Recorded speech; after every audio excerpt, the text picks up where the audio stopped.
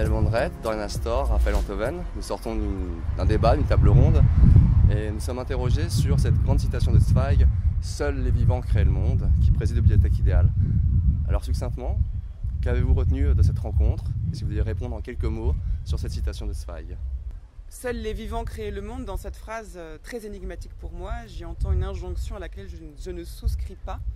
Parce que seuls les vivants créent le monde semble exclure ceux qui ne sont pas vivants. Or, me semble-t-il, le monde est aussi fait de personnes qui ont été vivantes qui ne le sont plus, de fantômes qui peuplent nos villes, nos âmes et nos idées, de mémoire, c'est-à-dire de choses qui subsistent aujourd'hui sous une autre modalité que celle de la vie, et qui n'est pas non plus la mort. Donc seuls les vivants créent le monde. J'aimerais introduire dans cette phrase ce constat très fort, implacable, la nuance de ce qui n'est pas vivant sous la forme d'un corps humain avec un cœur qui bat, mais qui est quand même bien présent aujourd'hui. Oui, ça a été difficile de parler après d'elle parce que j'étais très d'accord avec ce qu'elle a dit très très souvent.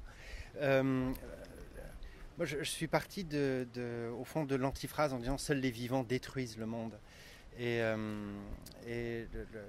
cette question que je me posais, c'est au fond cette fragilité de l'ensemble des connexions de tous les vivants et non vivants, c'est-à-dire au fond de tous les existants, et comment ces connexions extrêmement fragiles font que nous sommes faits par le monde.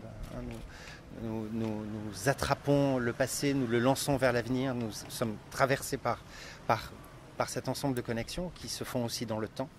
Et que sans considérer que le monde est un organisme vivant, en tout cas, il réagit et il agit en même temps, tout le temps sur nous. Moi, j'ai aimé le fait que la même phrase soit lue de trois manières différentes, qui sont trois façons aussi de lui être fidèle. Adèle s'inquiétait du « seuls les vivants créent le monde » et pourquoi seulement eux.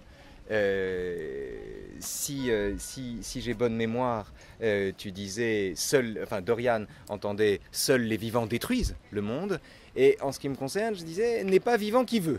Et c'est pas si facile d'être un grand vivant. Et j'ai aimé que comme une polyphonie, une même phrase débouche sur trois sentiers, trois chemins, trois lectures, trois catégories d'auteurs différents, et que ces trois chemins soient aussi légitimes les uns que les autres, aussi pertinents peut-être, en tout cas, obéissent chacun à une disposition du caractère. Donc j'aime cette polyphonie à partir d'une seule phrase.